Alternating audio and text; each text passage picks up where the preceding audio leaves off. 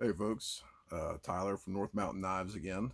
This, I guess, is a little weird because I should have done an intro video first and then a shop tour video second, but here we are. First video was a shop tour video. This video is going to be a quick intro about me and how I got into knife making and whatnot. So, um, I grew up on a farm, and even when I was a little kid, would like take coat hangers and stick them in my grandma and granddad's wood stove and heat them up to red hot, and then hammer them flat on a piece of like firewood with a hammer, which obviously doesn't do very much, but um, that was kind of like it was cool. It was something cool to do. It was something interesting, but uh, you know, at that time, you never thought that like there were still people doing that kind of thing.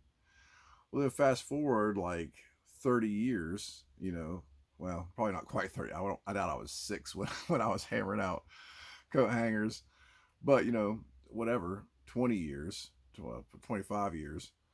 Um, and Forged in Fire comes on. I'm watching Forged in Fire and I'm going like, honestly, like this seems like something I could do. I don't think that it's out of the realm of possibility. And here are people who work making knives. Now, those guys are bladesmiths, obviously. They're forging knives. But in my research looking into it, I found out about stock removal, which is what I do now. Stock removal is where you just take a bar of steel and you grind it into a knife shape. These are some of my This is, well, I've got several here, but this is one of my EDC knives. And it's just started out as a rectangular bar, and I cut it out and ground it to shape. And then I'll heat treat it and grind the bevels onto it, grind the edge onto it, and that'll be that.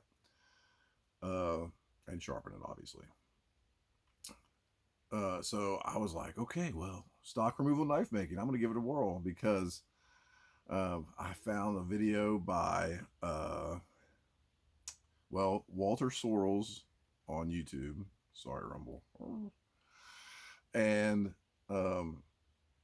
I cannot think of the other guy's name now, but there's another guy that they both have videos of making knives by taking a bar of steel and a hacksaw, cutting out the rough shape, and then using files to shape it and put the bevels in.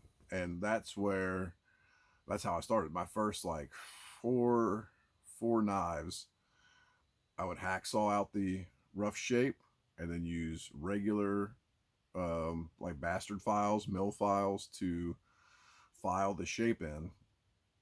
And then I heat treated, well, the first one I heat treated in a little like charcoal forge that I made in a wheelbarrow in my front yard. And then then I made a little paint can forge with a paint can and a propane blowtorch, where I stick the propane blowtorch in the side of an insulated paint can, and that's how I was getting my blades up to temperature and heat treating them. And then I spent a long time making my own 2x72 grinder until I finished it, and it almost immediately broke down. Like it was made with a treadmill motor, and it overheated really easy. So I went to my wife and I was like, I'm so frustrated. I've spent all this time. Like, I just want to buy one. And this was like the make or break moment. And my wife said, okay, if you want to buy one. We'll spend our money on it, and you can use it to make knives. And she has confessed to me since then that she thought that this was going to be a total bust. Like we were to spend $1,500 on this grinder. It was an OB. You saw it if you watched my other video. You saw it. It's an Origin blade maker 2x72 grinder with a variable speed motor and VFD. And she thought we were going to spend all this money, and he's going to make 2 more knives, and then that thing's just going to sit in the basement for the rest of the time. Because when I was in the basement, I was in our basement when I first started making knives. And here we are. That was in I think it was in 2018. I think it was in 2018 when I bought the grinder.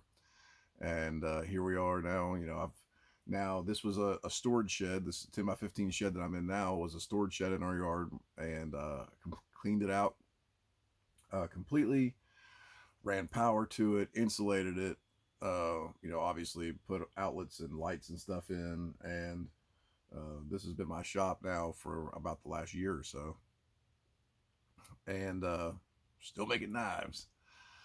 So right now, well, I guess, okay, so I can tell you North Mountain Knives, the way that I came up with that name is that the where I grew up, my house was on one side of a mountain and my high school was on the other side of the mountain, and so North Mountain was what we called that. Now it's not, there's actually a North Mountain, West Virginia. That is not this North Mountain. North Mountain is just what we call, the locals, like what we call that mountain. So if you just Google North Mountain, West Virginia, you would not find where I am. But it's near Seneca Rocks, West Virginia, is the area that I grew up. So North Mountain Knives. My logo obviously is a compass that points north with mountains. North Mountain Knives. Fairly self-explanatory. I think that's probably going to do. I mean, that's, if you guys have any other questions, please feel free to comment. If you have any thoughts or ideas on videos or more information you'd like me to share, please feel free to comment. You can find my website, www.northmountainKnives.com. On Instagram and Facebook, I'm North Mountain Knives. Thanks so much for your time, guys, and I hope you have a great day.